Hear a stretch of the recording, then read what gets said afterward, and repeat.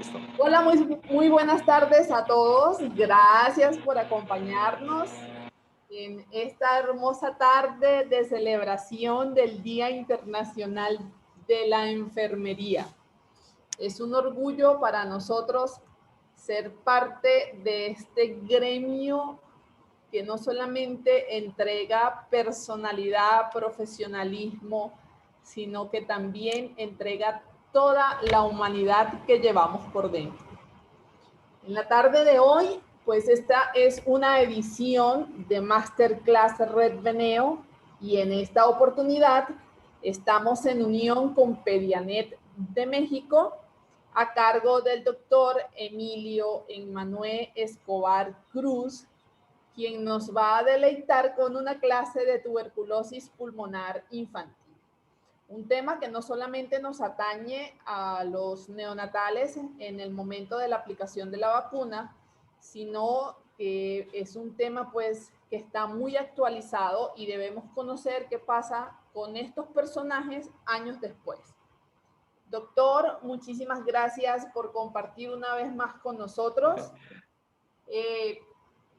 Es grato contar con personas que puedan compartir su conocimiento, su trabajo, su esfuerzo. Y eso te lo agradecemos a ti porque estar detrás de una conferencia es estar detrás de días, noches, estudio, dejar de compartir con la familia para poder entregarnos esto que van a recibir en este momento. Doctor, muchísimas gracias de corazón a todos los enfermeros que están conectados hasta ahora. Feliz día, sigamos entregando ese factor humano, sobre todo en este momento de pandemia, en donde se necesita tanto de la mano amiga, más que del tratamiento. Doctor, bienvenido. Ok, buenas tardes a todos ustedes. Gracias, licenciada Rosana, licenciado Johnny Márquez, por la invitación. Gracias por la amistad. Y aprovecho el momento para felicitarlos a todos ustedes y a quienes nos acompañan, a todo el personal de enfermería por esa noble labor que realizan en pro de los enfermos. También quisiera aprovechar esta ocasión para, a nombre de Pediatrinet en México, darle mi más sincero agradecimiento al doctor Ricardo Aguirre Baena, que es un amigo pediatra radicado en el bello estado de Guerrero, en México, y que es el fundador original de esta página, Pediatrinet, la cual se ha hermanado en esta ocasión, como ya tantas veces, con Red Veneo. Y en esta ocasión que me permito compartir algunos de nuestros conceptos en relación a la tuberculosis pulmonar infantil, que ojalá puedan ser útiles para todos ustedes. Conociendo brevemente a nuestro enemigo, pues este pertenece al género Mycobacterium, del cual existen más de 120 especies en todo el mundo, siendo bacilos alcohol resistentes por la gran cantidad de lípidos en su membrana celular, entre los que destacan los ácidos micólicos, y de los cuales se dice que suele sobrevivir semanas o años en superficies inanimadas, sobre todo si están protegidos de la luz solar. Suelen ser altamente resistentes a muchas sustancias, entre los que se incluyen ácidos, álcalis y también desinfectantes, en distinción del resto de bacterias formadoras de esporas. Y suelen ser también resistentes a la desecación y a la congelación. Hablar del Mycobacterium tuberculosis no es hablar de una sola especie en sí misma, es hablar de un conjunto de especies que guardan más del 90% de similitud o de igualdad de su material genético, y entre los que no solamente comprenden a la ya mencionada Mycobacterium tuberculosis, sino también a otros gérmenes como el Mycobacterium bovis, africanum, microti, canetti, caprae, y también que entre ellos a la variedad atenuada del Mycobacterium bovis que está ahí en la vacuna BCG, o que es también conocido como Bacillus calmette-guerin. El Mycobacterium tuberculosis es un bacilo aerobio estricto, es intracelular obligado y tiene un trofismo bien definido por tejidos bien oxigenados, que suele afectar a animales domésticos y salvajes, aunque el reservorio principal es la especie humana. Presenta división celular lenta a diferencia de muchas bacterias y por la misma razón tiene una capacidad de entrar en un metabolismo quiescente ante cualquier transgresión que sufra del medio ambiente, lo que va a conferir una especificidad que explica la clínica y la respuesta a las pruebas de diagnóstico y de manejo en esta patología. En el año 2018, la Organización Mundial de la Salud colocó la tuberculosis en cualquiera de sus formas como la primera causa de mortandad por un solo germen por encima del virus de la inmunodeficiencia humana, estimando que para ese año un aproximado de 10.4 millones de personas desarrollarían la enfermedad, dentro de las cuales el 10% estarían comprendidas en la población pediátrica y de las cuales la gran mayoría no serían diagnosticadas ni tratadas por dicha patología. Esto debido a que en esta población existen muchas formas asintomáticas o con datos clínicos muy leves que se pueden escapar al ojo del médico. Además de que la vaciloscopía, que es un estudio en el que generalmente centramos el peso del diagnóstico del laboratorio en la población adulta, no aplica de igual manera para el paciente pediátrico, por lo que las formas de prevención en esta población suelen ser pausivacilares.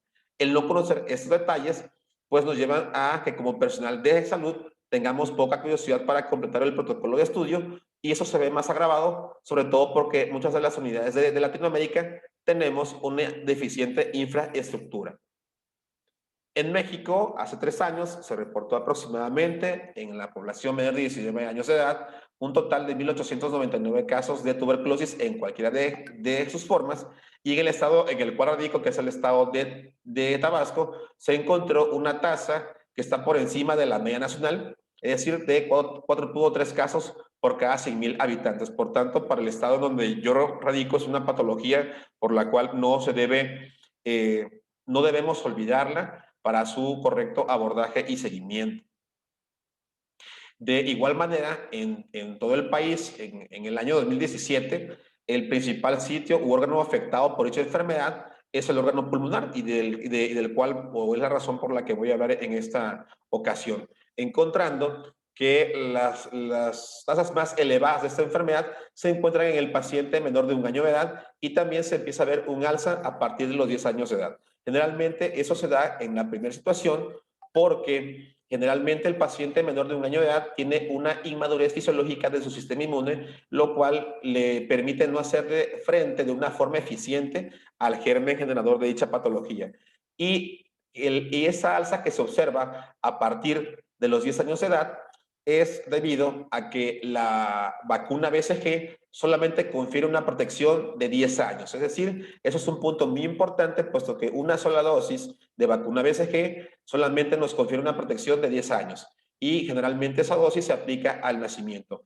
En mi país, hasta el año de 1996, se solían aplicar 3 dosis de refuerzo de dicha vacuna para que la protección fuera, pues, en suma de 30 años. Sin embargo, después de ese año, se acordó que solamente se aplicara al nacimiento, como en muchos de los países de Latinoamérica aún se hacen, aun cuando en Estados Unidos ya esta vacuna no se aplica. Y eso también puede verse en la tasa de mortalidad en cualquiera de las formas o de los órganos afectados por dicha enfermedad, como por ejemplo, podemos observar que existe una mayor tasa de mortalidad en pacientes mayores de 15 años, pero también podemos observar una tasa de mortalidad considerable en el paciente menor de 4 años de edad, por los factores que ya comenté. Y si nos vamos, por ejemplo, en relación a la forma más grave de la tuberculosis, que es en el sistema nervioso central, pues también podemos observar que se observa una alta mortalidad en el paciente mayor de 10 años y también en el paciente menor de 4 años, por las razones que antes explicaba.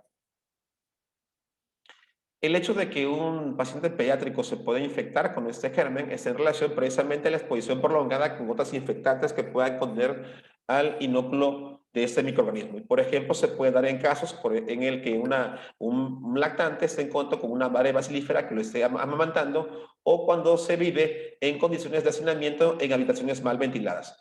Algo muy importante también es el contacto con servidores públicos y privados que puedan entrar en contacto con niños, pero principalmente, y aquí lo estoy remarcando, somos también los trabajadores de la salud, un personal que se considera un factor de riesgo para la transmisión de dicha enfermedad. Hay que tomar en cuenta que hasta el año pasado, generalmente, en muchos de los hospitales no era obligatorio el uso del cubrebocas o del barbijo para evitar que pudiéramos contraer algún germen, entre ellos el Mycobacterium tuberculosis, a partir de un paciente, tomando en cuenta que muchos de nosotros también estamos inmersos en la realización de procedimientos generadores de aerosoles. Y por tanto, el ser un personal de la salud también nos pone en riesgo de poder contraer dicha enfermedad, y más aún de poder diseminarla a familiares e inclusive a nuestros niños. La susceptibilidad a la infección en el paciente pediátrico generalmente se ve más alta en el niño menor de 5 años de edad y también en el adolescente, en el paciente desnutrido, pero también sobre todo en situaciones donde hay inmunocompromiso. Por ejemplo, en el paciente pediátrico que tiene comorbilidad con VIH, en inmunodeficiencias primarias, pero también en aquellas infecciones que pueden originar un inmunocomprometido transitorio, como por ejemplo el caso del sarampión, de la hepatitis viral, del virus de Epstein-Barr, con la consecuente mononucleosis infecciosa, o también en pacientes que tienen enfermedades como neoplasias o que están bajo tratamientos con inmunosupresores, como por ejemplo la azathioprina o la cicloserina, como puede ser el caso de un paciente que esté en manejo por lupus eritematoso sistémico, un paciente también que esté recibiendo manejo de esta patología, sobre todo patologías reumáticas, o pacientes que estén en tratamiento con esteroides, como por ejemplo puede ser el niño que esté en manejo por síndrome nefrótico, y más aún en el paciente que tiene rezago social y económico por el difícil acceso a los servicios de salud. Algo muy importante considerar en la tuberculosis infantil es que cada paciente pediátrico con alguna forma de tuberculosis nos sugiere un evento centinela, que esto nos indica que este paciente tiene contacto con un adulto bacilífero y que es de quien está contrayendo dicha enfermedad. Por tanto, las tasas de tuberculosis en el paciente pediátrico también sugieren el éxito en el control y seguimiento del programa nacional de esta patología en cada país, sobre todo en la población adulta. Y hay que tomar en cuenta que cada niño que no se detecte o sea tratado por dicha enfermedad en esa edad va a llegar a ser un adulto enfermo con capacidad de difundir la enfermedad a otras personas. Los tipos de tuberculosis, pues generalmente se van a clasificar según el tipo del órgano que afecten, solamente por razón del tiempo. Me gustaría hablar sobre todas las formas de tuberculosis. Sin embargo, para poderlo hacer, habría que hacer un congreso internacional, por los cuales sí nos llevaría algo más de tiempo. Pero también es importante tomar en cuenta que se puede presentar en la etapa prenatal, de la cual también por razón del tiempo no voy a hablar mucho de ella, pero sí en un futuro prometo que estaremos platicando de un tema tan importante como esta patología. Hay diferencias importantes a considerar y que pueden servirnos como un punto de partida y de distinción entre la tuberculosis pulmonar en el adulto y en los niños. Y es que generalmente en la población pediátrica es una enfermedad que a nivel global no es tan cuantificada y raramente reconocida como una prioridad en el Programa Nacional de Salud de cada país. Generalmente, en el abordaje del paciente adulto con una enfermedad tuberculosa, se intenta buscar a nivel radiológico o en estudios de radiografías las lesiones a nivel pulmonar. Sin embargo, es importante que cuando se haga el abordaje en el paciente pediátrico, la lesión principal que debe buscarse de forma primaria son las linfadenopatías a nivel peribronquial y sobre todo mediastinal. Eso es un punto muy importante que hay que distinguir entre una y otra población. Como yo comentaba en un principio, generalmente el estudio de la baciloscopía, si bien es un estudio de abordaje inicial para esos pacientes que debe hacerse como un protocolo, o al menos aquí en mi país se indica su realización, en el paciente pediátrico no es un estudio en el cual debe hacerse todo el peso para sostener el diagnóstico de la enfermedad, a diferencia del adulto. Y generalmente se dice que un niño contagiado con tuberculosis suele ser un paciente que no suele transmitir la enfermedad en una forma tan importante como suele ser un paciente adulto. Sin embargo, sí puede transmitir la enfermedad cuando existe un compromiso pulmonar considerable, con o sin la presencia de cavitaciones, y suele ser un marcador epidemiológico de transmisión. Por lo cual es importante, en el momento de hacer el abordaje de un paciente pediátrico en tuberculosis pulmonar, investigarse su historial de exposición. En el paciente pediátrico también es importante tener en cuenta que existe un riesgo alto de la asociación del desarrollo de infección a la enfermedad tuberculosa pulmonar una vez que se está expuesto, y esta situación se incrementa sobre todo si existe inmunocompromiso o en el paciente que tiene menos de 5 años de edad. Por tanto, se ha dicho que es muy importante también tomar en cuenta que hay que dar manejo de terapia para profilaxis en ese tipo de pacientes, ya que tiene un valor mucho más efectivo que en el paciente adulto, más aún, como he comentado, en el paciente menor de 5 años de edad, pero también en el paciente inmunocomprometido. Un concepto que es muy importante y que voy a irlo explicando brevemente, digamos de forma paulatina en esta plática, es que debemos tener en cuenta tres conceptos bien definidos, y que es la exposición, que es el contacto que tiene un paciente pediátrico con un adulto bacilífero, es decir, un paciente adulto que tiene la enfermedad pulmonar activa; la infección, que es la presencia únicamente del germen en el órgano pulmonar, en este caso, o también en cualquier órgano; y lo que es la enfermedad, que es la infección más la presencia de manifestaciones clínicas y radiológicas con comprobación bacteriológica o no de esta enfermedad en el paciente pediátrico. Por tanto, la transición de una fase a otra va a estar también en relación a las edades en las que se pueda presentar. Se dice, por ejemplo, que en el paciente pediátrico inmunocompetente, para hacer la transición de infección a enfermedad pulmonar, generalmente si el paciente es menor de un año de edad, tiene un riesgo tan alto como el del 30 o el 40%. Y también tiene un riesgo de un 10 o un 20% para que un paciente pediátrico que ha sido infectado con este microorganismo pueda desarrollar enfermedad diseminada, es decir, formas como la tuberculosis meningia o la tuberculosis biliar en un 10 a un 20%. Es decir, ese tipo de pacientes o este grupo de pacientes en esta edad es los que tienen el riesgo más alto para, después de haber sido infectados, desarrollar síntomas y datos radiológicos de esta patología. Pero también es importante tomar en cuenta que este riesgo también se incrementa en el paciente que va de 10 a 15 años, no solamente en la enfermedad pulmonar, que es la más alta, sino también en la enfermedad diseminada. Sin embargo, el rango, como pueden ver, es muy alto, mucho más alto para la enfermedad pulmonar, recordando que si a esos pacientes se les aplica la vacuna de la BCG al nacimiento, la protección conferida por la vacuna solamente dura 10 años. Y como mencionaré más tarde, generalmente la vacuna BCG va a proteger precisamente contra las formas más graves de la enfermedad, que son precisamente la tuberculosis biliar y la tuberculosis meningia, que son formas de enfermedad diseminada. Algo que es importante entonces es que como personal de salud no debemos olvidar u omitir cuando estamos abordando un paciente pediátrico con tuberculosis, y es depositar todo el peso de la prevención en la vacuna BCG. Es decir, la vacuna BCG protege en aproximadamente el 65-85% contra formas graves, es decir, contra tuberculosis meningia y contra tuberculosis biliar, y solamente un 50% contra tuberculosis pulmonar en un plazo de 10 años. También en nuestros países de Latinoamérica suele haber una deficiente investigación de los contactos y también de inversión en la capacitación del personal de la salud. En mi país, en México, generalmente existe una insuficiente alianza público-privada orientada a los niños y adolescentes con tuberculosis. En México tenemos hasta por lo menos 6 subsistemas de salud. Por ejemplo, puedo mencionar la Secretaría de Salud, el ISSSTE, Pemex, dentro de otras muchas instancias públicas, y las cuales pueden manejar en un momento dado protocolos para cada uno de sus pacientes. Y no olvidemos que en un momento dado alguna familia podría compartir o estar con derecho a audiencias en algunos de estos subsistemas, y aquí es en donde el subsistema no se sabe si en un momento dado dejarle la familia completa al otro o que el otro cubra a dicha familia. Entonces, generalmente se puede dejar ese lado por hacer una cobertura totalmente amplia para la investigación, tanto de pacientes sospechosos de la enfermedad como de los contactos. Y generalmente los programas de salud infantil, precisamente por dichos subsistemas, también suelen estar desarticulados. Y algo muy importante es que, como ya sabemos que el paciente pediátrico generalmente no suele ser un transmisor tan eficaz de la enfermedad como lo es el paciente adulto, es que se minimice que la infección en esos pacientes pueda ser la reserva de futuros tuberculosos enfermos cuando lleguen a la edad adulta.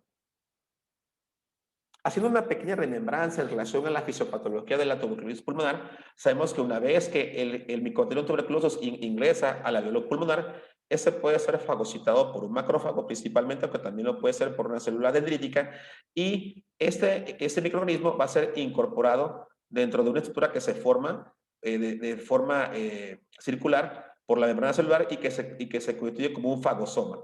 Dicho fagosoma debe fusionarse con un organelo citoplasmático, que es el lisosoma, y que contiene una gran cantidad de enzimas proteolíticas que están proyectadas para lisar o destruir a dicho germen. Se menciona que cuando ese sistema de barrera que pertenece a la inmunidad innata es eficaz, se puede lograr de una forma eficiente la eliminación de este germen. Sin embargo, generalmente en el paciente menor de 5 años, debido a la inmadurez propia del sistema inmune, o también en caso de pacientes de mayor edad, pero sobre todo en situaciones de inmunocompromiso, puede darse la situación de que una vez que el Mycobacterium tuberculosis logre ser englobado dentro de un fagosoma, este puede establecer algunos mecanismos metabólicos que le permitan sobrevivir en el interior de dicho organelo y evitar la fusión del fagosoma con el lisosoma y poder sobrevivir en el interior de dicho macrófago. Es decir, como de este modo, el macrófago y otras células pueden viajar hacia los ganglios linfáticos regionales e interactuar a través de citocinas inflamatorias con linfocitos T, los cuales producirán también otra serie de citocinas inflamatorias, entre las que destacan el interferón gamma y el factor de necrosis tumoral alfa, los cuales tendrán alguna función de quimiotaxis para atraer a muchas células y formar una especie de lesión que pueda contener a dicho microorganismo y que se denomina granuloma. Es de esta manera como el paciente en este punto ya llega a una fase que se conoce como infección, pero que puede estar como latente cuando se logra contener al microorganismo dentro de este granuloma, o si por alguna situación en la cual exista algún inmunocompromiso, el sistema inmune logre ser ineficiente, entonces el microorganismo pueda escapar de dicho granuloma y poder diseminarse por vía hematógena o por vía adyacente al pulmón o a otros órganos también, y de esa forma repercutir más en la salud del paciente. Algo muy importante entonces para tomar en cuenta en relación con la tuberculosis es que hay que insistir en la importancia que tiene el sistema inmune. Generalmente esta radica en dos células principales que son el neutrófilo y los macrófagos, los cuales tienen toda esta gama de respuestas de defensa para poder eliminar a dicho microorganismo. Sin embargo, también el Mycobacterium tuberculosis, cuando se está enfrentando o cuando logra invadir a un paciente con inmadurez fisiológica del sistema inmune, como por ejemplo en un paciente lactante o un paciente menor de 5 años o en un paciente con inmunocompromiso, tiene también la capacidad para poder bloquear la fusión del fagosoma con el lisosoma y poder sobrevivir en el interior del macrófago y poder también difundir más aún, o poder reproducirse y difundir aún más dentro de ese órgano afectado. Es decir, puede establecer no solamente establecerse dentro de esa célula, sino que también puede adaptarse metabólicamente a ella. Entonces, de forma reiterada, solamente voy a repetir esto. Una vez que el Mycobacterium tuberculosis logra ingresar o sobrepasar el alveolo, generalmente son los macrófagos alveolares la primera célula de defensa que pertenece a la inmunidad innata, la cual va a fagocitar a dicho germen, y por los mecanismos explicados anteriormente se pueden establecer diferentes tipos de granuloma. El primero es un granuloma protector, el cual logra controlar el crecimiento y eliminar al Mycobacterium tuberculosis para posteriormente filosarse y calcificarse para evitar que se disemine este microorganismo y originar enfermedad. Sin embargo, cuando el Mycobacterium tuberculosis logra adaptarse metabólicamente en el interior de los macrófagos, el granuloma que se establece es un granuloma homeostático y que en esta fase se denomina infección latente. Sin embargo, cuando existe una situación de inmunosupresión o de desbalance en el sistema inmune, entonces el granuloma va a disolverse y es de esta manera como se transmitirá o se difundirá este microorganismo de forma contigua o por vía hematógena a una mayor extensión del órgano afectado.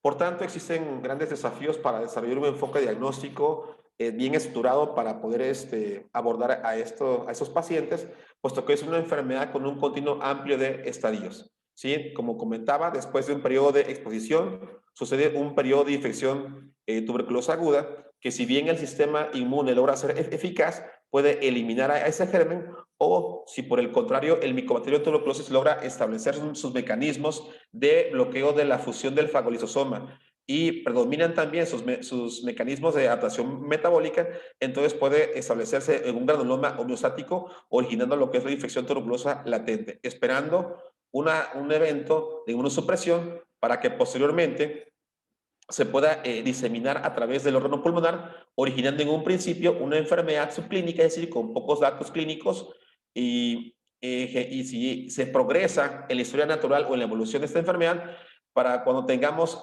ya una diseminación mucho más extensa a través del órgano pulmonar, es cuando apenas se van a empezar a presentar de forma más visible los síntomas en este paciente.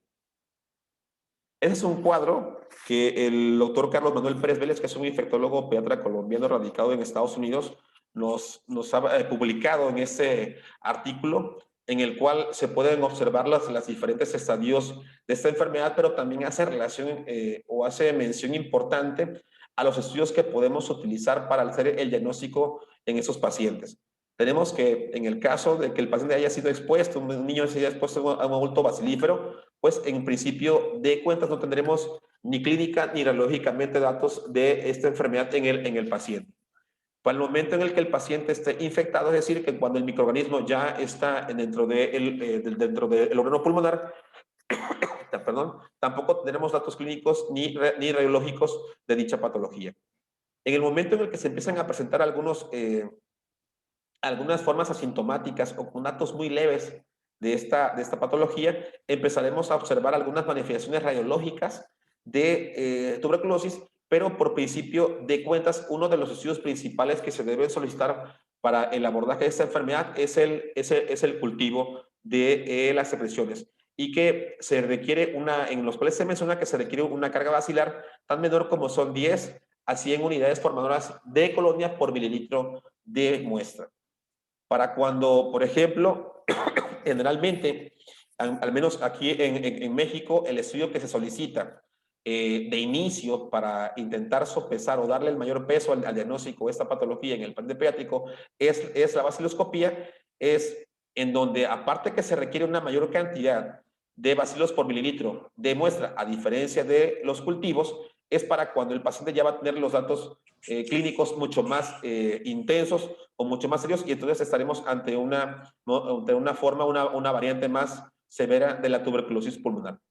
Esta fue generalmente la manera en la que a muchos de nosotros, al menos aquí en México, se nos enseñó a que si el paciente, por principio de cuentas, el paciente adulto, iniciamos a solicitarles alguna baciloscopía para intentar determinar si seguíamos un protocolo de estudio, ¿sí? Y ese paciente, por ejemplo, se reportaba negativo, entonces nosotros ya abandonábamos cualquier seguimiento o cualquier monitorización o la petición de algún otro estudio.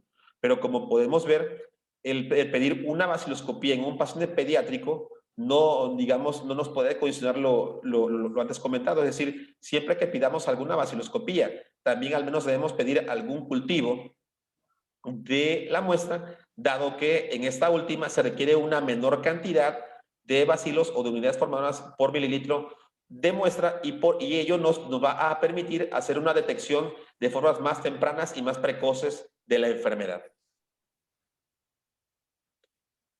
Como estamos hablando de tuberculosis pulmonar, entonces esta imagen quiero mostrárselas porque lo que precisamente quiero indicarles es el amplia gama de lesiones a nivel pulmonar que se pueden presentar derivadas de dicha patología. Es decir, puede presentarse una lesión primaria pulmonar de esta enfermedad, pero también generalmente, como pueden ver en la mayor parte de ellas, siempre van a encontrarse linfadenopatías a nivel peribronquial o mediastinal. Es decir, casi en la mayor parte de ellas siempre tenemos que buscar las linfadenopatías, a diferencia del paciente adulto, que generalmente buscamos lesiones a nivel del parénquima pulmonar y generalmente buscamos lesiones o miliares o cavitarias. Sin embargo, en el paciente pediátrico es una amplia gama, como por ejemplo aquí podemos ver un foco de Ghosn primario, que es una lesión pulmonar primaria que bien puede ser incipiente o que se está extendiendo, pero siempre con las linfadenopatías. También podemos tener linfadenopatías comprimiendo algunos bronquios,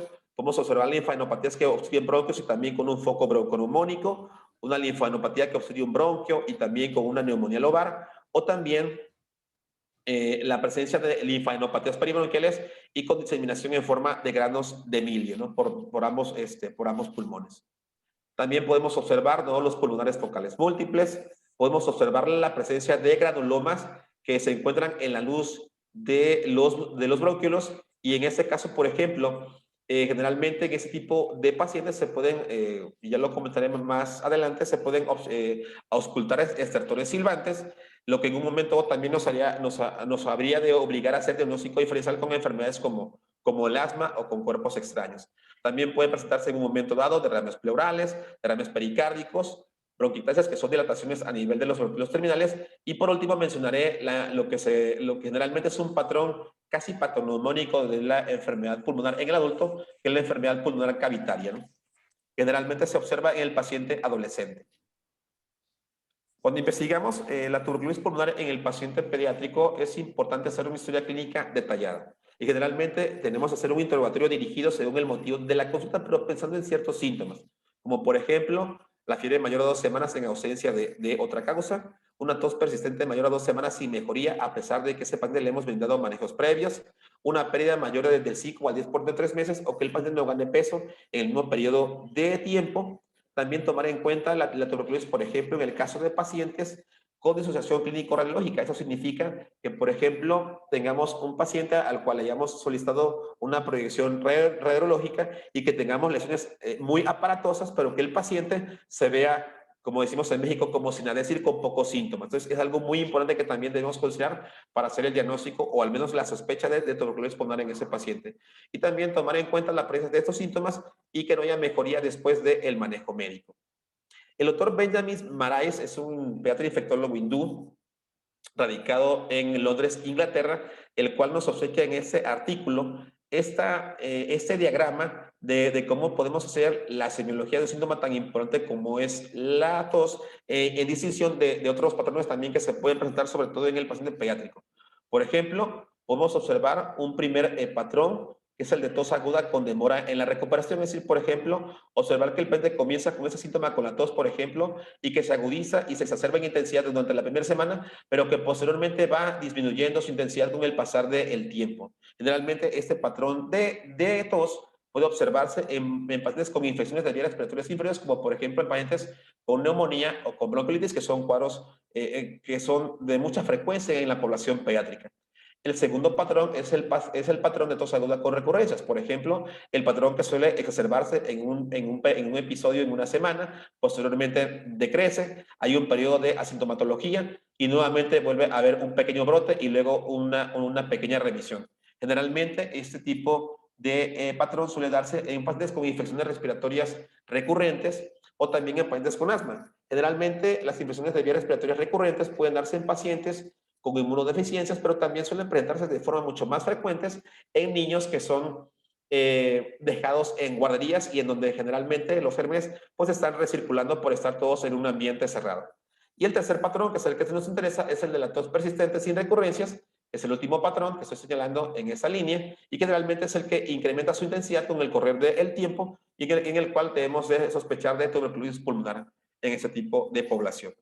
Ahora bien, en cuanto a los datos clínicos que podemos encontrar en la exploración, podemos encontrar a niños con tos, dificultad respiratoria, sibilancias asociadas a compresión de los bronquios, cuando las linfadenopatías primordiales están comprimiendo a dichas estructuras. También podemos darnos cuenta o considerar que los nódulos linfáticos podrían calcificarse, necrotizarse, originando también datos de bronconeumonía que van a manifestarse como pacientes con fiebre, malestar general, tos, con dificultad respiratoria, pero que a la auscultación podemos percibir estructuras crepitantes.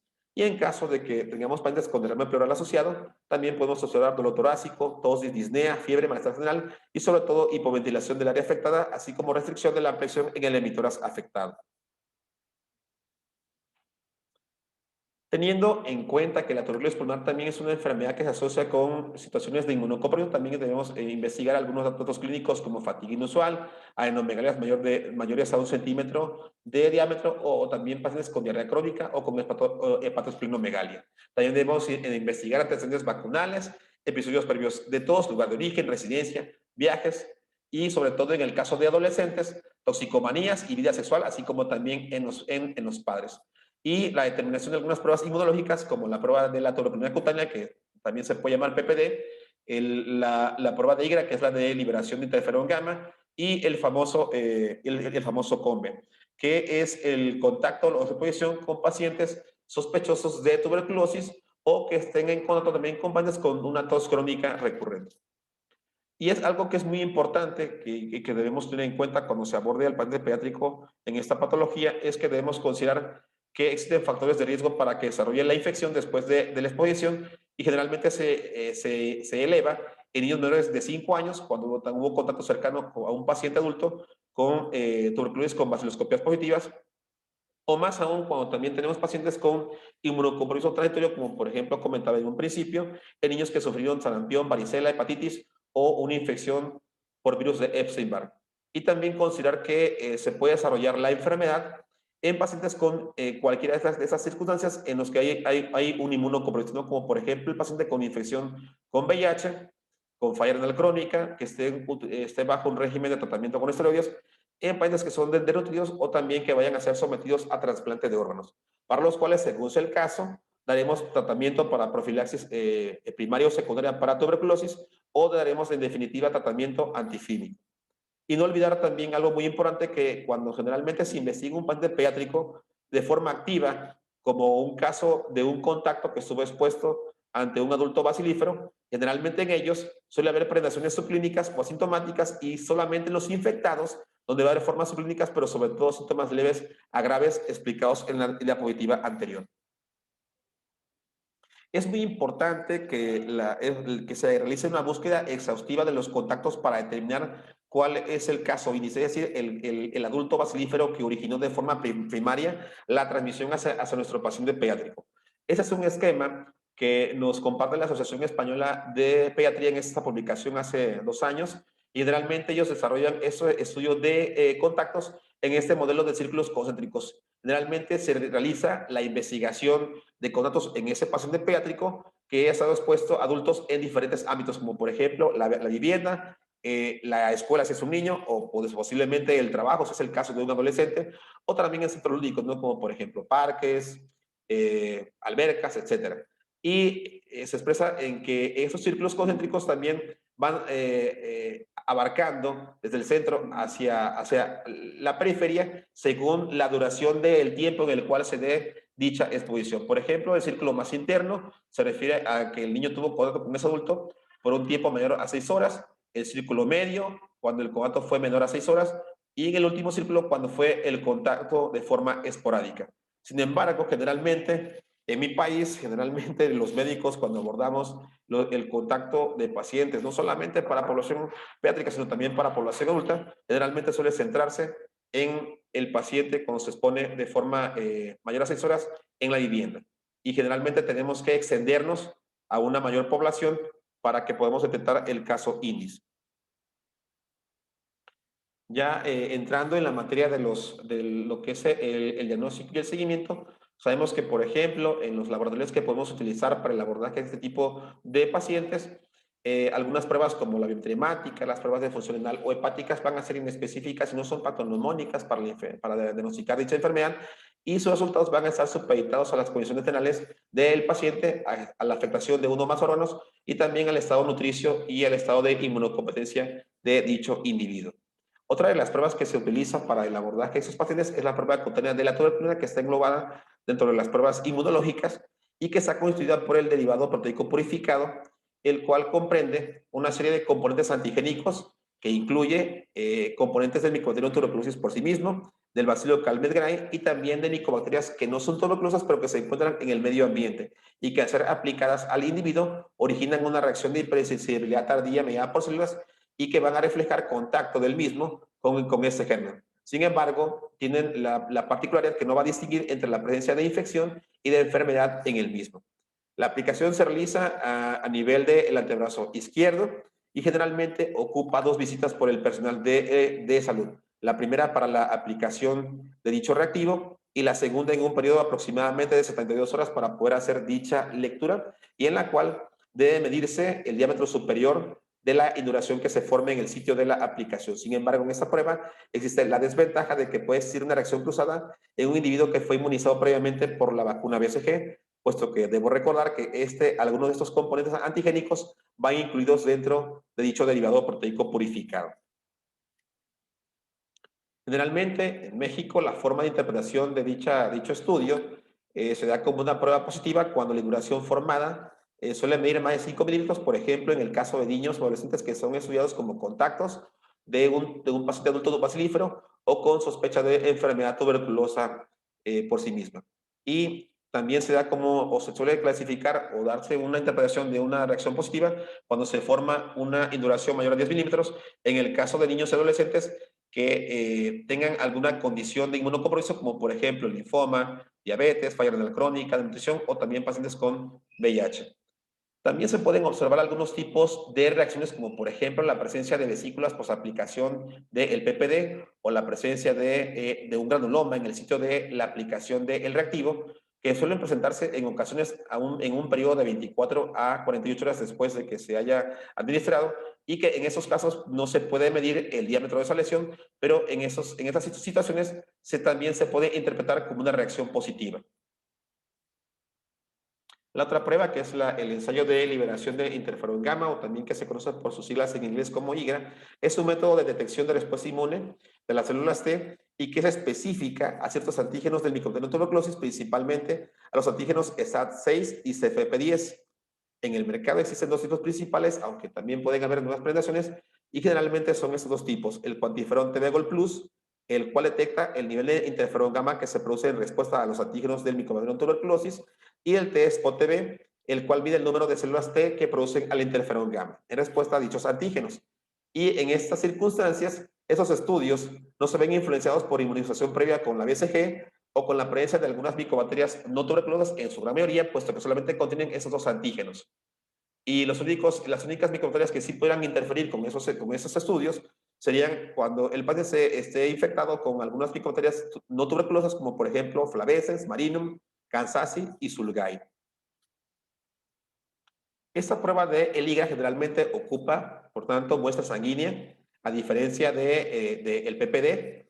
En esta se utilizan 4 tubos, se utiliza un control nulo, un control mitógeno, y los principales son el TB1 y el TB2, en los que se exponen los antígenos ya comentados, STAT6 y CPP10, y generalmente el valor positivo se da cuando uno de estos dos, o la sumatoria de los dos, obtiene un valor de interferón gamma que exceda 0.35 unidades por mililitro, o que sea mayor al 25% del valor del control nulo. Y en el caso del test POTB, que lo que mide son unas manchitas, que eso es su nombre, también se da en esos paneles, que de igual manera toman en referencia un control nulo, un control mitógeno positivo, y también la exposición a los antígenos ya comentados. Y en ese caso, el valor de la positividad se da cuando el control nulo tiene un valor de menos 10 manchas, y en el caso del panel A o del panel B, o la sumatoria de las dos, que la respuesta haya sido de mayor a 8 puntos. Las diferencias entre ambas pruebas es que generalmente, obviamente, la prueba cutánea de la tuberculina tiene una distribución a escala global mucho más amplia que el IGRA. Esta última suele predominar más en países desarrollados, pero también ya existen algunos centros de medicina privada en países con economías emergentes y posiblemente en algunos hospitales de alta complejidad. La prueba cutánea de tuberculina suele ser mucho más económica, utiliza el derivado proteico purificado, ¿sí?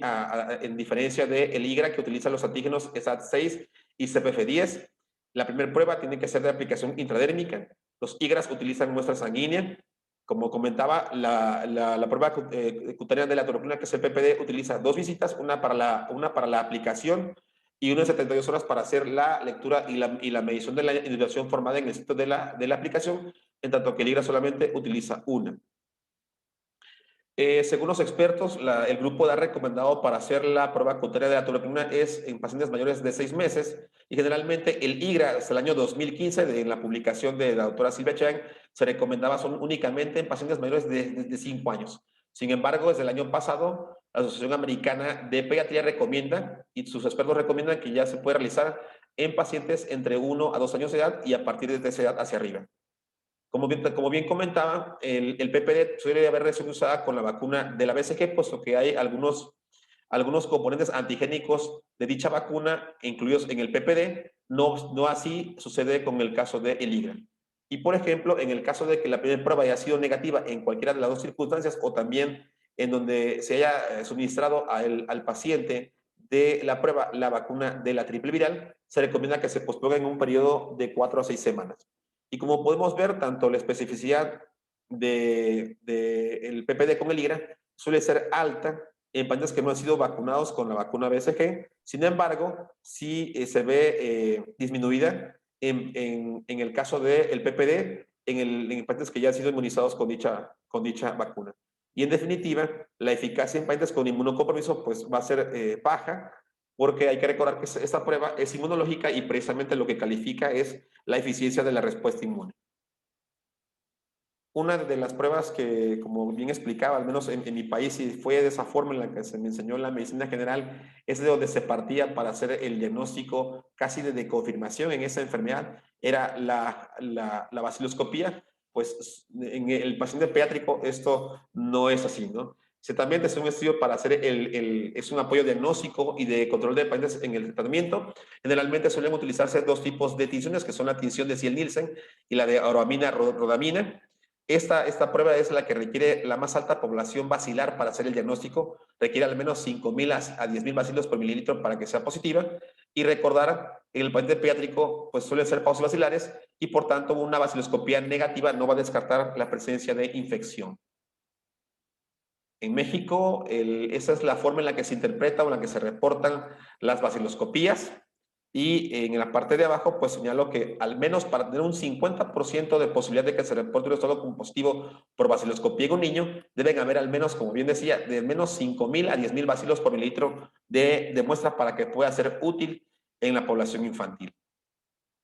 El cultivo es el estándar de oro para el diagnóstico de esta enfermedad. Sin embargo, también no descarta la posibilidad de en un momento dado, ya que se puede fundamentar en el cuadro clínico y también en factores epidemiológicos, pero es un estudio que debe solicitarse de forma simultánea a la solicitud de la baciloscopía. En México, hasta hace 2 años, uno de los protocolos de los laboratorios a nivel nacional nos indicaba que si se le pedía una baciloscopía o baciloscopía seriada, que es la forma correcta, a un paciente pediátrico y esa se reportaba como negativa, entonces ya no se debería seguir el protocolo de estudio en ese paciente. Pero como podemos darnos cuenta, para que una baciloscopía sea positiva en un paciente pediátrico se requiere una alta cantidad de gérmenes por mililitro de muestra, lo que no sucede con el cultivo. Y por tanto, esa forma de conducirnos, de ya no seguir con un cultivo, si la baciloscopía inicial fue negativa, pues debe ser totalmente eliminada por la evidencia aquí mostrada. Y en definitiva, también el cultivo valida la evolución de la eficacia terapéutica y de la curación del paciente al término del manejo. Existen varios tipos, algunos líquidos, algunos sólidos, y lo más importante es que el cultivo también permite la realización de pruebas de drogosensibilidad.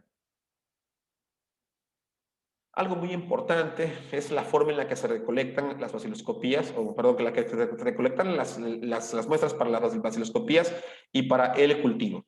Es importante también tener en cuenta que el paciente pediátrico no es un paciente que pueda expectorar de forma voluntaria y de forma eficaz en muchas edades, por lo cual se nos muestra el siguiente gráfico. Generalmente la expectoración requiere un volumen individual de 3 a 5 mililitros en un número total o serie de muestras de S3. Generalmente se recomienda para pacientes mayores de 6 hasta 15 años.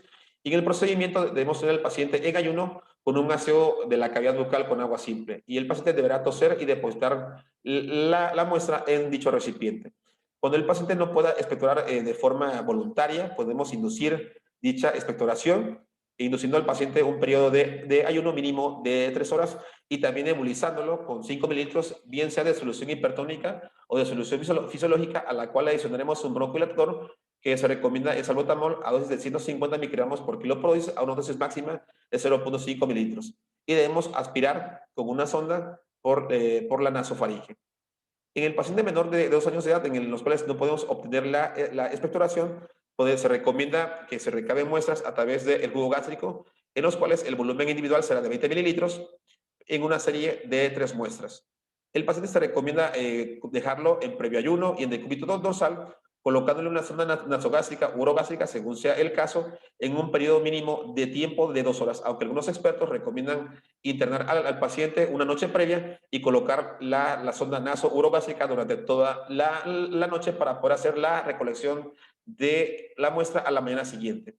Si la cantidad de muestra que se logró recabar fue menor a 20 mililitros, se recomienda que podamos inyectar 10 a 30 mililitros de solución fisiológica por la sonda a dichos pacientes y esperar 2 o 3 minutos y después aspirar la cantidad requerida.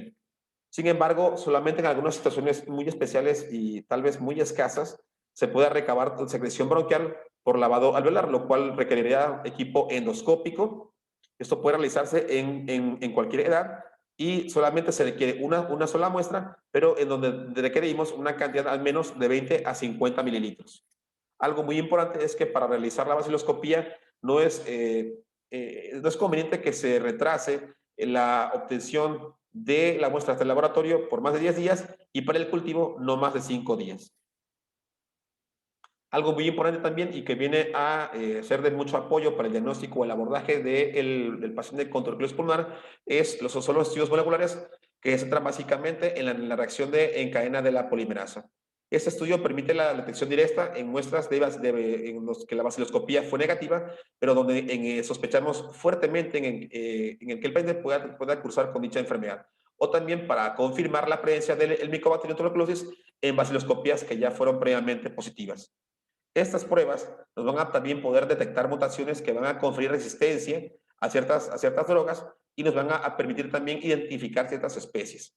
En México, una de las variantes de esta prueba molecular que se utilizó hacia el año 2017 fue el SPERT-MTBRIF, que es una prueba de PCR en tiempo real que permite detectar cepas del complejo microtuberculosis y también, sobre todo, cepas resistentes a la rifampicina, que es la variante de resistencia que se ha encontrado más comúnmente en nuestro país por la vecindad con los Estados Unidos.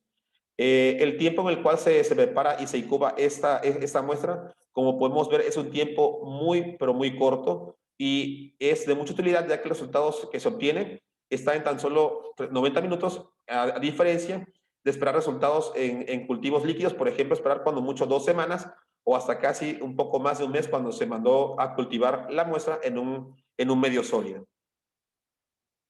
Algo muy importante que hay que tomar en consideración es que, si que fuera posible determinar en nuestros países, es qué tipo de estudio molecular es con el que se cuenta.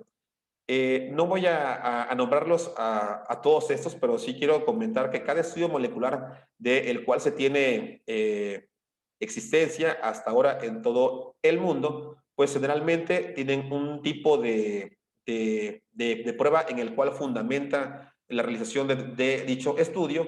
También tendremos la identificación de un gen que nos va a poder permitir la identificación o la tipificación de la especie o especies de Mycobacterium tuberculosis que pueden estar afectando a este paciente, la identificación de algún gen que codifique resistencia a ciertos fármacos, pero también es importante tener en cuenta cuál es la cantidad mínima de bacilos por mililitro de muestra que requiere dicho estudio molecular para que pueda ser efectivo en su diagnóstico. Como podemos ver, en los primeros 3 que se encuentran en la parte superior, se requieren una alta cantidad de de bacilos por mililitro de muestra recolectada y por tanto, esto nos sugiere que la baciloscopía en ese tipo de pacientes que se haya tomado debe ser estrictamente positiva para que pueda ser entonces útil este estudio molecular.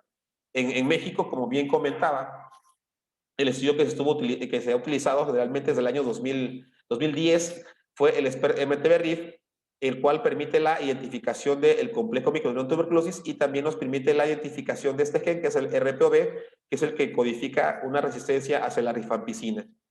En él se requieren una cantidad muy baja de bacilos por mililitro de muestra, que se reporta 114, no importando que la baciloscopía pueda ser positiva o pueda ser negativa. Y el tiempo de reporte es tan solo en 1 a 2 horas. Sin embargo, ya existe un estudio molecular en una versión mucho más mejorada, que es el SPERT-MTBRIF Ultra, el cual permite la misma detección de esta especie, la detección del mismo gen que codifica resistencias a la rifampicina, pero esta versión mejorada nos permite una detección de este germen con una menor cantidad de bacilos por mililitro de muestra en el mismo periodo de tiempo que la versión anterior. Y por tanto, vuelvo a repetir nuevamente este gráfico que nos regala el doctor Carlos Manuel Pérez Vélez, por el cual sigo insistiendo en que no centremos, como lo hacíamos antes, todo el peso diagnóstico de la tuberculosis pulmonar en la baciloscopía, sino que también vayamos pensando en solicitar pruebas moleculares y sobre todo está siendo a veces un poco más escasa en su disponibilidad, sobre todo para aquellos hospitales comunitarios sí podemos ir solicitando, por ejemplo, cultivos, el cual es un método que nos va a poder permitir hacer la detección de la infección y de la enfermedad en fases mucho más tempranas y mucho más precoces para los pacientes. Ahora bien, entrado en los estudios de la imagenología para hacer el diagnóstico y el abordaje del paciente pediátrico, pues tenemos todos esos estudios, recordando que no existe un patrón patognomónico o típico como en el adulto, que generalmente, perdón, cuando observamos cavidades pulmonares en las proyecciones radiológicas, casi decimos esto es tuberculosis, sino que en el paciente pediátrico debemos buscar de primera intención lesiones linfoganglionares a nivel mediastinal o peribronquial. El primer estudio es la radiografía, la cual tiene un bajo costo, tiene una disponibilidad amplia en los centros tanto comunitarios como de primero, segundo o de tercer nivel en toda Latinoamérica. Ciertamente también tiene algunas limitantes como una sensibilidad de una especificidad baja porque va a depender de la experiencia de la persona que interpreta dicho estudio y más aún cuando existe una pobre calidad técnica en el mismo. Algo muy importante también que hay que señalar es la presencia de este órgano inmune que es el timo, generalmente se presenta en el recién nacido y que suele degenerarse de forma fisiológica a partir de los 2 hasta los 4 años de edad. Algo muy importante es que como médicos o como personal de salud no debemos olvidar de que cuando estemos abordando un paciente pediátrico en esta patología, no solamente solicitemos una proyección anteroposterior, sino que también solicitemos una proyección lateral que nos va a permitir identificar linfadenopatías mediastinales, lo que no hace la proyección anteroposterior. Y ese estudio, la radiografía, nos permite no solamente hacer la evaluación inicial del paciente, sino también hacer el seguimiento. Otro estudio es la tomografía axial computarizada, la famosa TAC, que tiene una sensibilidad superior al estudio previo, porque nos permite hacer una detección de linfadenopatías mediastinales, compresión de la vía aérea, bronquiectasias o anormalidades pleurales. Sin embargo, su limitante es que tienen un mayor costo y tienen una menor disponibilidad para los usuarios. También hay una mayor exposición a radiación y también se puede requerir un contraste intravenoso en estos pacientes y sobre todo que también se puede requerir de sedación, ya que el paciente pediátrico pues, suele ser un poco inquieto, ¿no? Y sus principales beneficios son todos estos. Generalmente es útil en la sospecha de tuberculosis pulmonar con radiografía normal o no conclusiva, cuando hay sospecha de complicaciones de la vía con una radiografía normal, cuando hay sospecha de compromiso parenquimatoso cuando la radiografía muestra únicamente un compromiso linfoganglionar o también para precisar complicaciones como derrames pleurales o derrames pericárdicos. En ese sentido, es el siguiente estudio que es la ultrasonografía, que es un estudio con un costo relativamente bajo con respecto a todos los demás y que es menos precisa para la identificación de imágenes parenquimatosas, sí es útil para hacer la detección de derrames o empiemas pleurales y también de derrames pericárdicos y de sus posibles complicaciones. Sin embargo, en la ultrasonografía, su sensibilidad va a depender de la definición y la calidad del equipo, así de la capacitación y la experiencia de la persona que realice dicho estudio. Y el estudio, pues, que es mucho más útil, que es el que nos permite una sensibilidad mucho más alta en esos pacientes, es la resonancia magnética, que nos permite identificar linfadenopatías mediastinales y también lesiones mucho más finas, con el beneficio de que no hay una mayor exposición a radiación, no requiere contraste intravenoso, pero sin embargo es el de mayor costo que todos los anteriores y por tanto es el que se encuentra de forma menos disponible en muchas de las unidades de Latinoamérica. Algo que es muy importante y quiero mostrarles este caso de esta niña de 4 años, que fue en ese artículo que es publicado por el doctor Paulo Tomá en el año 2016. Por ejemplo, aquí podemos observar esta proyección anteroposterior en una paciente en el cual se está estudiando como un contacto de un adulto basilífero y que a no ser por esta flecha, todos pensaríamos que nos encontramos ante una radiografía totalmente normal, ¿no? Por ejemplo, aquí podemos observar la silueta cardíaca, podemos observar la tráquea, la bifurcación a nivel de la carina, y aquí podríamos observar que existe un adecuado calibre del bronquio principal izquierdo, del bronquio principal derecho, ¿no? Sin embargo, pues aquí en esta imagen podemos observar en esta flecha que aquí nos puede hacer sospechar de la presencia de linfadenopatías peribronquiales a nivel del bronquio izquierdo, ¿no? Y que al solicitarle la radiografía lateral a esta paciente, pues en definitiva todo el panorama cambia, ¿no? Podemos observar las mismas lesiones originando a nivel de la carina la compresión de las vías aéreas, ¿no? Y por ello es muy importante que siempre que nos acompañemos o que siempre que solicitemos una radiografía anteroposterior para ese tipo de pacientes, nunca nos olvidemos de hacer una proyección lateral para que no nos podamos confundir con el abordaje de esos pacientes o que se nos vaya a pasar algo por alto. Y, por ejemplo, es la misma paciente a la cual se realizó una tomografía simple de tórax, en el cual el estudio previo nos hacía señalar que solamente podía haber lesiones linfoganglionares a nivel peribronquial y compresión del bronquio izquierdo. Pues no, sale que en esta paciente también existe un compromiso parenquimatoso en ambos pulmones, ¿no? Esto ya identificado por la TAC de tórax. Entonces, un concepto o algo que quiero compartirles es que si en un momento dado ustedes realizan solicitan una radiografía anteroposterior y lateral del tórax en un paciente con esta patología, y si tienen la posibilidad de solicitar una tomografía simple, lo hagan. ¿Por qué? Porque podemos tener el caso de que si solamente sospechamos de una lesión a nivel de ganglios peribronquiales, también la tomografía de tórax nos puede identificar si ya existe compromiso del parénquima pulmonar. Y para aquellas personas que gustan de los clásicos, bueno, son imágenes clásicas. Eso es un lactante de 6 meses con datos radiológicos de tuberculosis miliar, es decir, la diseminación en ambos pulmones en forma de granos de milio. Y, por ejemplo, es una imagen de un ataque simple de tórax en un paciente adolescente de 2 años con un patrón cavitario similar al adulto, ¿no? Que es lo que generalmente se ve en el paciente adulto, como he comentado anteriormente. Este es el esquema que desde el año 2013 en mi país se maneja como el tratamiento para la tuberculosis. Considero que en muchos de sus países también es de forma similar. Sin embargo, más que las dosis y más que los nombres de los medicamentos que son muy conocidos por muchos de nosotros, que son la isoniazida, la rifampicina, la piracinamida y el etambutol, en esta diapositiva lo que quiero mostrar o lo que quiero enseñarles es lo siguiente.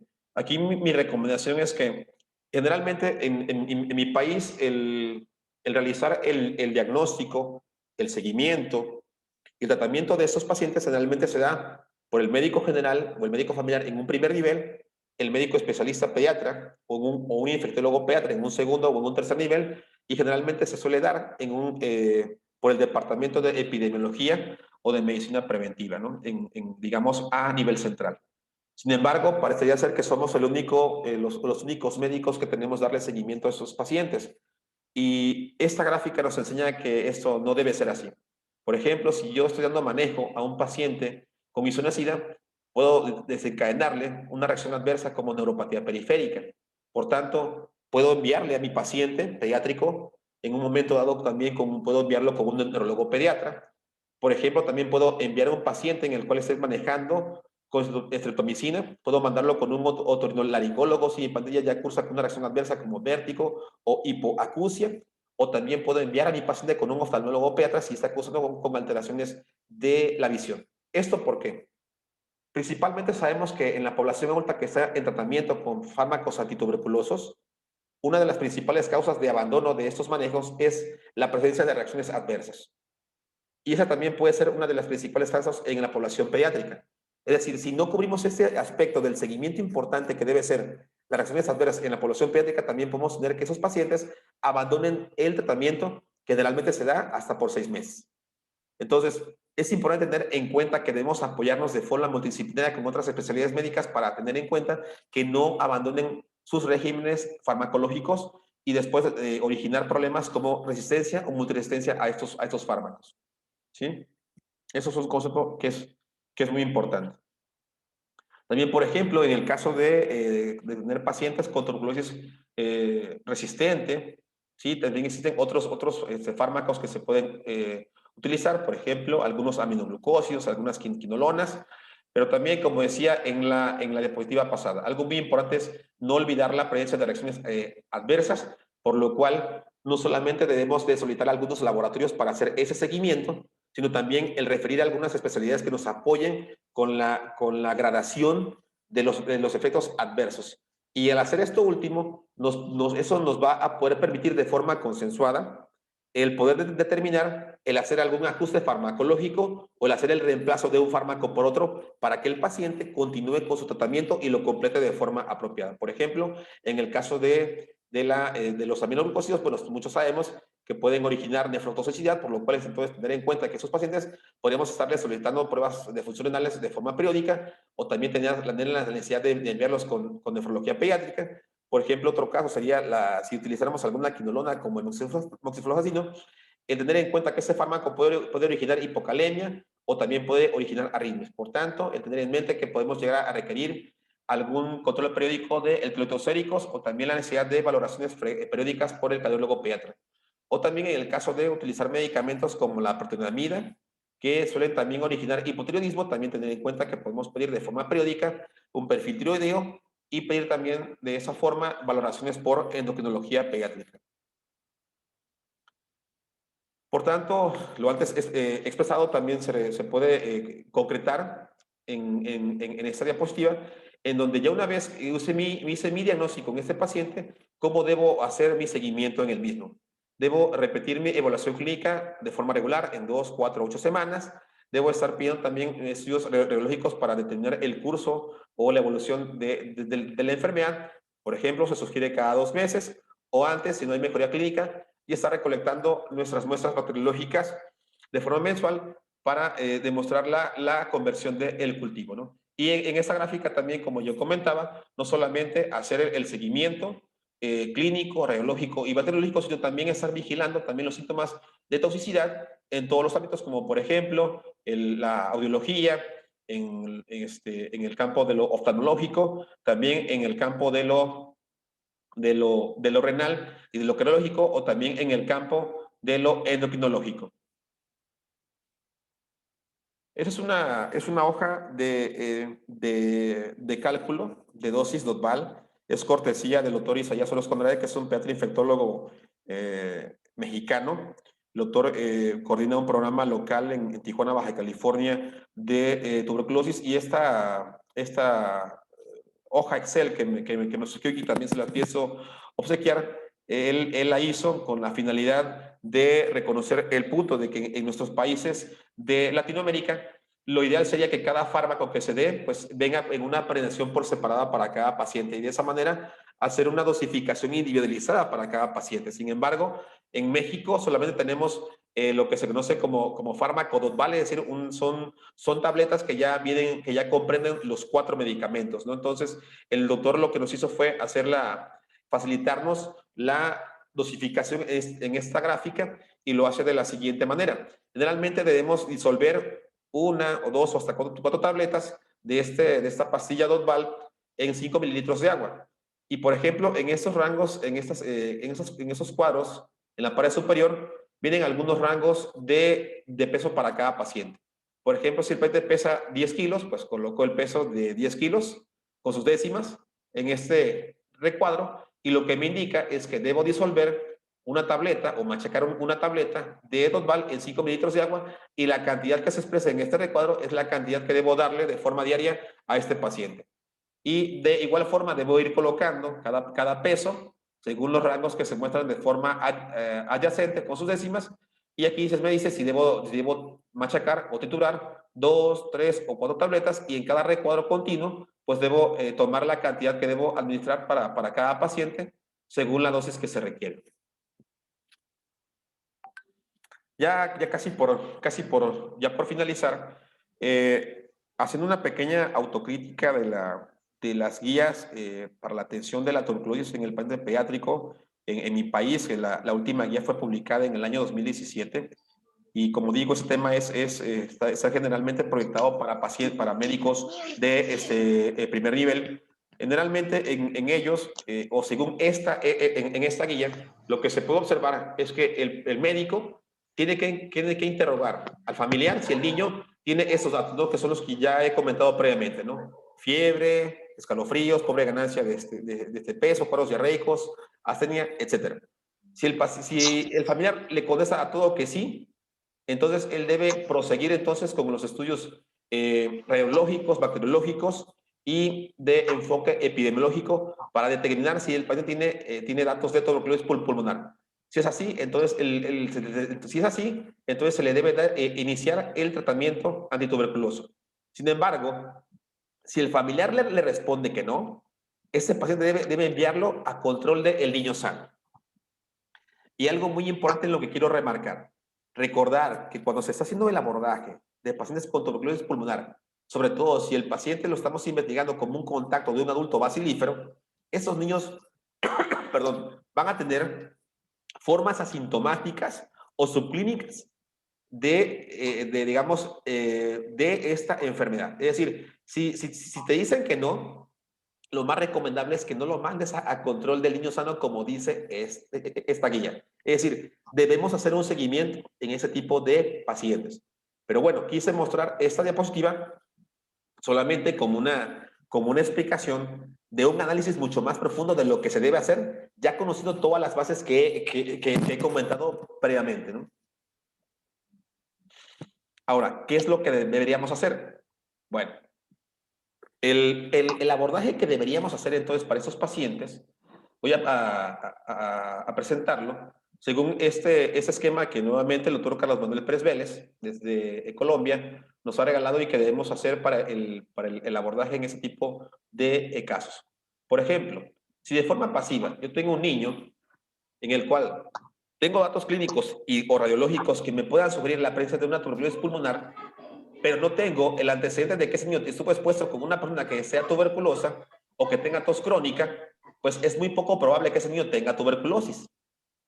Sin embargo, cuando estoy estudiando a un niño que tuvo un contacto reciente con un adulto conocido o sospechoso de tuberculosis pulmonar, entonces debo realizarle una evaluación diagnóstica inicial, que consiste en una evaluación clínica, es decir, debo preguntar todos los datos clínicos que ya les expuse. Y también debo pedirle radiografía anterior-posterior y lateral del tórax.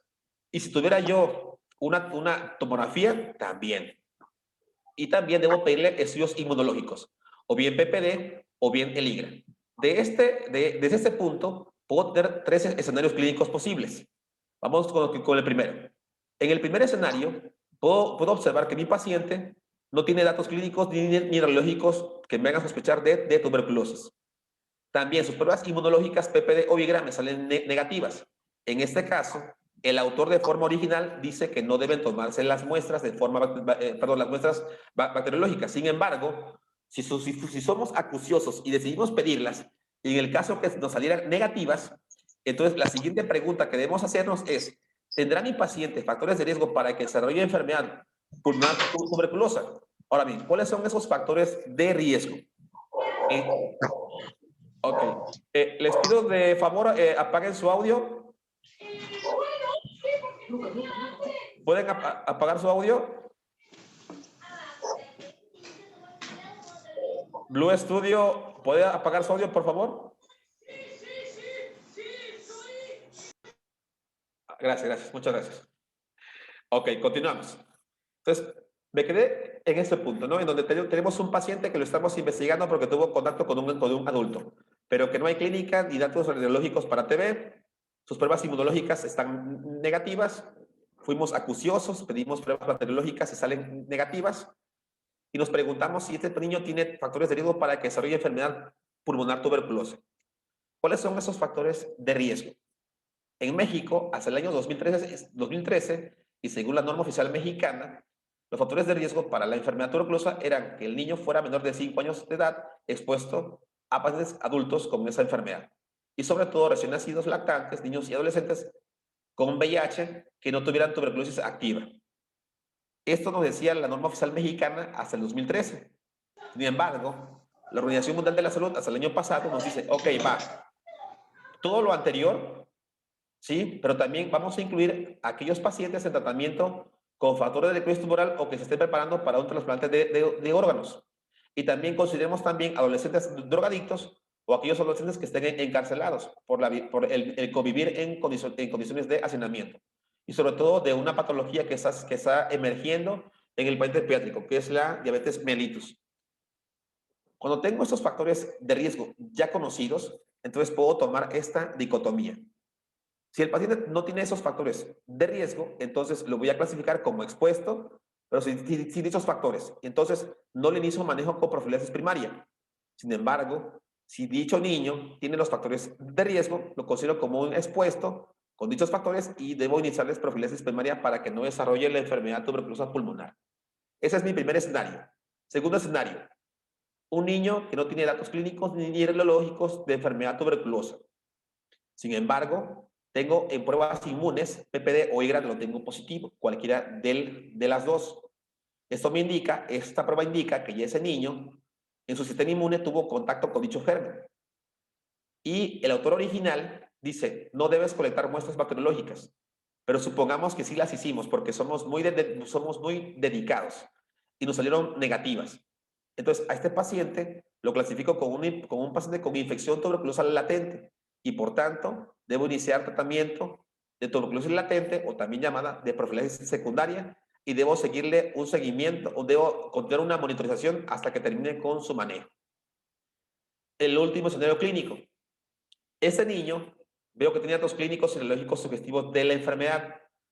El PPD o el IGRA me salieron positivos, pero recordar que si el niño tiene inmunocomprometido también me puede salir negativo.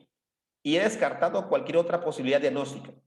Entonces, aquí debo coleccionar mis muestras, ¿sí? Que ya he comentado previamente y también obtengo una dicotomía. La primera, que las muestras que yo recabe es posible que me salgan negativas, pero oye, ese niño estuvo en contacto con un adulto bacilífero, tiene datos clínicos serológicos de DTB, tienes pruebas inmunes positivas. Ok, aunque mi estudio bacteriológico haya salido negativo, este niño tiene una probable enfermedad tuberculosa pulmonar y debo iniciarle tratamiento antituberculoso. Y más aún, si por baciloscopía o por PCR o por un cultivo ya confirmé que ese niño tiene al Mycobacterium tuberculosis, pues entonces confirmo dicha patología y le inicio mi manejo antituberculoso intratorácico. Pero eso no acaba aquí. Debemos hacer un seguimiento. Ok, vámonos a esta parte. Recordar que aquí tengo a pacientes expuestos a un paciente adulto bacilífero. Esos pacientes no tienen datos clínicos ni neurológicos de enfermedad tuberculosa. Las pruebas inmunes están negativas, ¿sí? Si le pedí las pruebas bacteriológicas también me salieron negativas. Sin embargo, unos de ellos no tenían factores de riesgo y otros sí. En los que no tenían factores de riesgo, no di la profilaxis, pero en las que sí la tenían, sí di la profilaxis. ¿Qué debo hacer en ambos casos? Bueno, debo hacer un seguimiento de evaluación diagnóstica. ¿Qué debo hacer? Debo repetirme mi evaluación en 2, 4 o 8 semanas, repetir rayos X en 2 meses o tan pronto como sea posible. Si el paciente tiene datos de tuberculosis manifiesta, también puedo pedir estudios bacteriológicos siempre y cuando el niño comience a manifestar datos clínicos y puedo repetir el PPD o el IGRA si en 8 semanas previas el estudio inicial fue negativo. Ahora, otra vez, obtengo de esa parte 4 escenarios posibles. Que esos niños sigan de la misma manera, sin datos clínicos ni neurológicos de tuberculosis pulmonar, que las pruebas inmunológicas me sigan saliendo negativas y debo hacer la misma pregunta. ¿Tienen factores de riesgo para enfermedad pulmonar tuberculosa?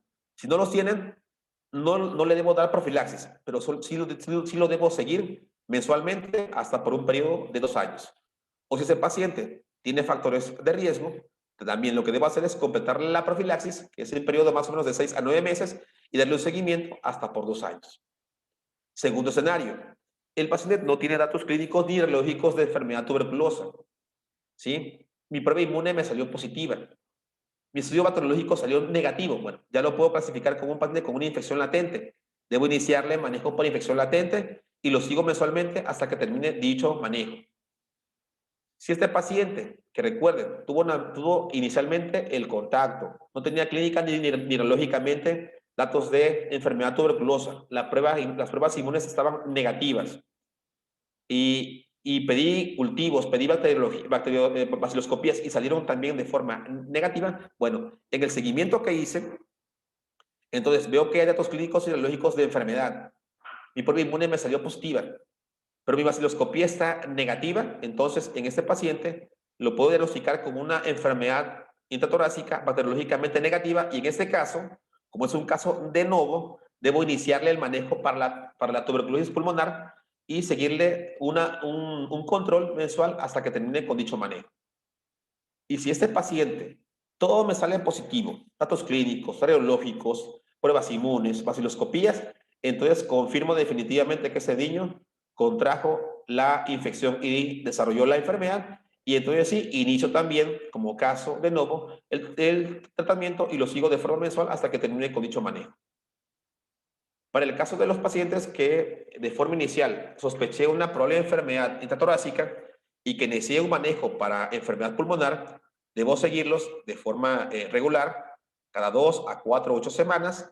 Repito los estudios o los controles radiológicos en 2 meses o tan pronto como es posible si los datos se exacerban. Y también puedo pedir nuevamente controles bacteriológicos aun cuando en un inicio me hayan salido negativos y puedo repetir mis pruebas inmunes. ¿De eso qué me puede resultar? Me puede resultar que el paciente siga de la misma manera y en este caso el paciente lo único que debe hacer es continuar con su manejo hasta que complete con su tratamiento. Y en el caso del paciente que desde un principio confirmé que tenía la infección pulmonar por vaciloscopía y por todos los medios posibles, pues lo único que debo hacer es completar con su manejo y darle un control de forma mensual. El tratamiento profiláctico, tanto primario como secundario, es decir, para evitar el desarrollo de una infección o evitar la asociación de una infección a una enfermedad, básicamente es el mismo y ocupa estos medicamentos en las siguientes dosis. Básicamente en México, en últimas fechas, lo que se ha recomendado es el manejo de la isoniazida durante 6 a 9 meses de forma diaria y también se ha recomendado el uso de rifampicina semanalmente en combinación con isoniazida por 3 meses. Y la contraindicación para el uso de estos medicamentos es que el niño tenga hepatitis aguda crónica o neuropatía periférica porque eso puede exacerbarse por el uso de la isoniazida. Algo muy importante para casi ya por último es recordar que la vacuna BCG o del bacilo Calmette-Guerin es efectiva solamente en la prevención del 65-85% para las formas graves de la enfermedad, como la TB meningia y la TB miliar, y solamente protegen un 50% para la TB pulmonar. Y la duración no va más allá de 10 años. Entonces, esta vacuna solamente protege contra la enfermedad severa y no protege contra la infección. Esas son algunas formas, algunas presiones farmacológicas de estas vacunas. Algo que lo que quiero remarcar y que es muy, muy importante. Desde el año 2015, la Organización Mundial de la Salud recomienda que todo personal de la salud deberíamos al menos recibir profilaxis primaria para tuberculosis, puesto que somos personal que estamos en muchas de las situaciones inmersos en un procedimiento generador de aerosol y sobre todo porque podemos entrar en contacto durante largos periodos de tiempo con personas de las cuales no sospechemos que tengan la enfermedad. Esta gráfica lo que muestra es el potencial riesgo de contracción de tuberculosis pulmonar para trabajadores de la salud en diversos países. Por ejemplo, es 2 veces alto en Estados Unidos o puede ser hasta 2 veces mayor en países como Tailandia, con una incidencia de tuberculosis demasiado alta a nivel mundial. Por mi parte, eso es todo. Estas son unas imágenes de mis dos alma mater, la Universidad Autónoma Benito Juárez de Oaxaca y la UNAM en la ciudad de Villahermosa. Entonces, quedo a sus órdenes para preguntas y respuestas.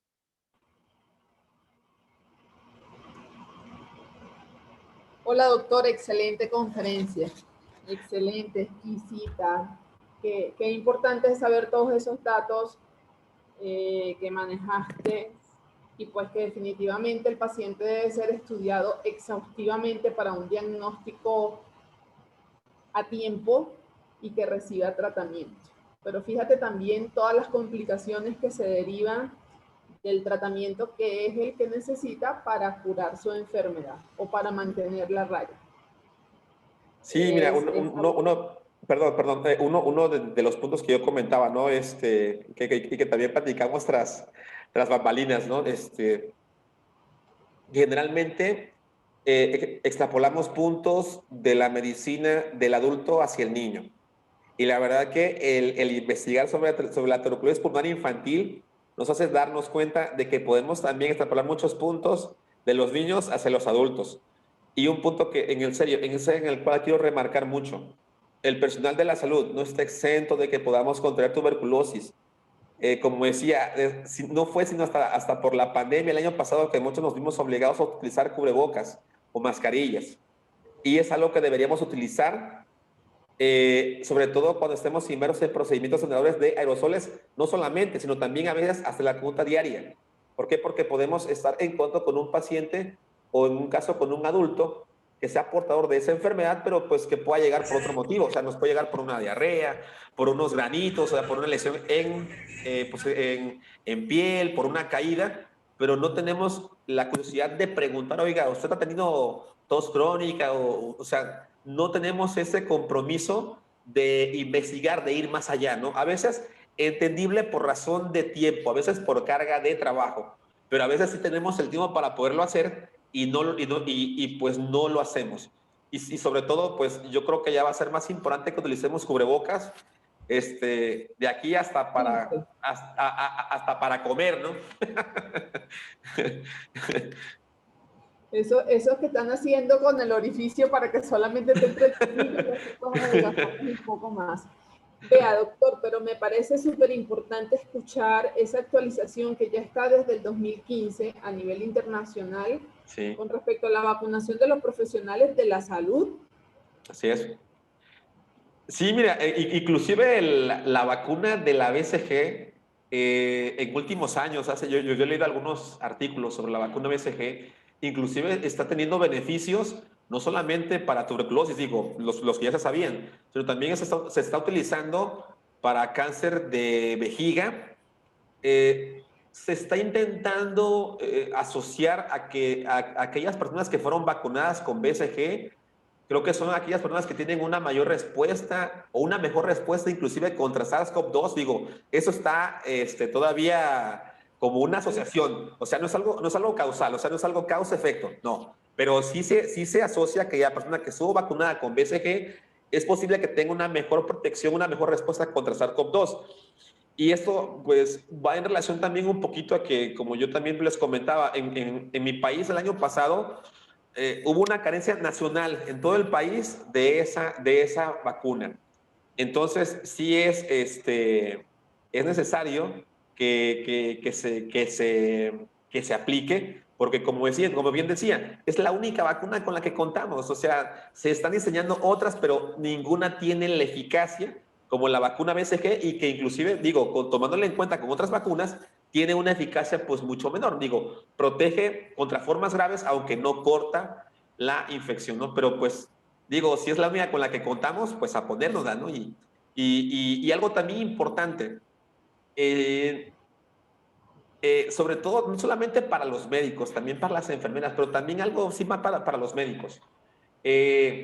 Muchas veces, por ejemplo, bueno, me ha tocado casos ver por ejemplo, se supone que la vacuna BCG se aplica al nacimiento. Pero, por ejemplo, por carencias o por X o Y, la vacuna no se puede aplicar. Y nos llega un niño de 2, 3 años con su mamá preguntando, doctor, ¿será que es posible que se le aplique la vacuna? Claro que se le puede poner. Y lo peor que podemos hacer es no capacitarnos en eso y tal vez en lugar de ir a tomar nuestro libro o nuestro manual de vacunación por tener el temor de que nos veamos, híjole, como que el familiar me va a ver que soy un burro, que soy un ignorante, y en lugar de pensar en el beneficio de ese niño, respondemos así como si lo supiéramos todo. No, señora, el tiempo ya se le pasó. Y por el contrario, le estamos haciendo un mal a ese niño al dejarlo ir y no decir, bueno, espéreme un rato, reviso mi libro y sí me doy cuenta que sí se la puedo poner. Es mi deber, es más, es mi deber ponerle esa vacuna que no se le aplicó a tiempo cuando nació, como tantas vacunas. O sea, las famosas oportunidades perdidas, ¿no? Sí, así es.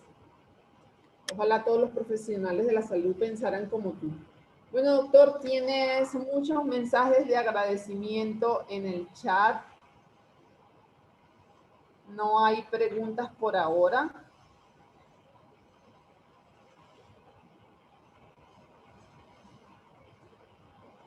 Qué bueno, pues Está Ximena de Uruguay que ellos tienen BCG obligatoria al nacer, cumpliendo ciertos requerimientos. ¿Cuáles serán? no, sí, Que mira, es gratuita y que está dentro del esquema obligatorio. Bueno, sí, mira, en Latinoamérica, creo que en Iberoamérica, pues todavía está vigente el esquema de Yo quisiera vacunación hacer una pregunta. de la BCG. perdón, Rosy, creo que el doctor Ricardo quiere hacer Una pregunta. Sí, doctor, con confianza, adelante. ¿Dónde está? No, lo quiere hacer por voz. Ah, listo. Sí, claro, Paolo doctor. Hernández. No, no, Ricardo Aguirre, el doctor Ricardo Aguirre. Bueno, doctor, activa el micrófono, Doctor por Ricardo. favor. Y si quiere puede activar su cámara también. Sí, doctor Ricardo. Buenas tardes. Con confianza, doctor. Hola, ¿qué tal, Hola, Emilio? hola. Hola, ¿cómo está? Buenos Hola a días. todos. Hola. Oye, solamente tu experiencia con el GenSpert, en el sentido de que el GenSpert, esa Ajá. prueba que hoy tenemos nosotros aquí en México, no solamente determina si estamos ante la presencia de de una micobacteria tuberculosa, sino que nos es posible diferenciar si el subtipo que ya sabemos que tiene resistencia Así es. a los fármacos usados. Entonces, no sé cómo andan por allá en Tabasco ustedes en cuanto a eso, si es posible. Eh, Nada más eso, Emilio. Por lo demás, ¿qué puedo decir si no tirarte flores? Porque me ha parecido excelente tu presentación. Muchas gracias, Emilio. Mire, en el lugar en donde yo trabajo, es un hospital, bueno, trabajo en dos hospitales, o más bien en un hospital comunitario. Y mi otro trabajo es en una unidad de medicina familiar que es de primer nivel. Entonces, el dar ese tema para mí, pues me motivó precisamente a conocer puntos como el que usted dice. Ciertamente, el GIGASPER lo que nos sugiere es identificar al complejo micobacteriano tuberculosis y nos permite la identificación del GIGASPER, mediante el GIGASPER nos permite identificar al gen RPV, que es el que confiere resistencia contra la rifampicina. En Tabasco realmente tenemos muy poca experiencia porque los estudios que se mandan aquí es así como a la antigua, doctor. Sí, pedimos la baciloscopía y estamos luchando para que se pidan también los cultivos, ¿no? La razón por la cual yo comentaba, ¿no? Siempre ha estado como ese bloqueo, ¿no? De que si la baciloscopía de forma inicial salió negativa, pues ya no pides cultivo. Pero bueno, regresando con el GenSpert. Para esos estudios, la verdad, el GenSpert es muy poco realizado aquí en Tabasco. Generalmente solamente lo realizan hospitales privados porque es una prueba cara. La verdad, es una prueba muy buena porque el resultado está en poco tiempo, pero aquí en Tabasco, en los lugares en donde yo laboro, que son de ámbito público, la verdad tenemos muy poca experiencia. Y eso, la verdad, también nos deja a veces pues mucho de lado para hacer diagnóstico con esta patología, ¿no? Que realmente Tabasco es uno de los estados, tal vez no sea un estado con una tasa tan alta como por ejemplo Baja California, pero sí está por lo menos dentro de los primeros 10 estados con una prevalencia alta.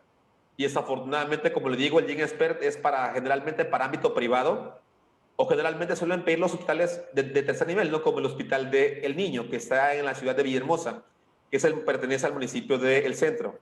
Un servidor pues radica en un municipio que es el de Paraíso y ahí solamente contamos con solicitud de baciloscopía y de cultivo. Es lo que puedo responder, doctor. Y muchas gracias. Bueno, doctor, mis felicitaciones de parte del grupo de Red Veneo. Gracias por acompañarnos en esta tarde. Feliz día a los enfermeros que se encuentran conectados hasta ahora, pues todavía queda mucho del día por celebrar. Queremos informarle que ya estamos trabajando en nuestro Congreso Internacional de Reanimación Cardiopulmonar Neonatal. Va a ser totalmente gratuito, pues estén pendientes a través de nuestras redes sociales y vamos a estar también manejando las masterclass a través de nuestro canal de YouTube. Y para eso, por favor, les solicitamos que se suscriban, que le den a la campanita para que activen las notificaciones. Doctor, mil gracias por acompañarnos en la tarde Sí. de hoy. Hermoso tu tema. Gracias. A veces, a pesar de que no tengamos al paciente, a la enfermedad, a los medios diagnósticos, Fíjate cómo es de importante hacer este tipo de revisión bibliográfica y ver qué nos dice la actualidad, qué es lo que nos lleva a la evolución. Sí, sí. Nuevamente, mil gracias y nos vemos en una próxima oportunidad. Hasta luego. Rosy, ajá, dígame. no, nada más, ya por último, digo, para ya irnos también. La persona que nos habló es el doctor Ricardo Aguirre Baena, él es el fundador de la página Pediatrinet. Digo, darle las gracias al doctor por la confianza y pues de parte de mía y del doctor, también junto con ustedes, muchas gracias nuevamente y mis felicitaciones, y mis felicitaciones para todos, para todo el personal de enfermería por el Día Internacional de la Enfermería. Ahora sí, gracias. Gracias, doctor. Gracias. Y gracias al doctor por compartir con nosotros también. Hasta luego. Hasta luego. Espero la invitación. Yo quiero estar en ese congreso, en ese curso de reanimación. Acá estamos en una población muy distante. Yo vivo en la sierra, en la montaña. Aquí es difícil conectarse y que no falle el internet, pero estamos muchos médicos generales y enfermeras y enfermeros interesados en un curso de reanimación. Nosotros lo vamos a pasar acá en tiempo real y si es posible y lo permiten ustedes, lo vamos a pasar diferido en video. Muchas gracias y muchas gracias. Kiula. Sí, doctor, le haremos llegar la invitación a través del doctor Emilio, ¿vale? Muchas gracias. Hasta luego. O Kiula. Hasta pronto. Kiula. Gracias. Alex, Nos vemos en la próxima oportunidad. Hasta luego, gracias. Hasta luego.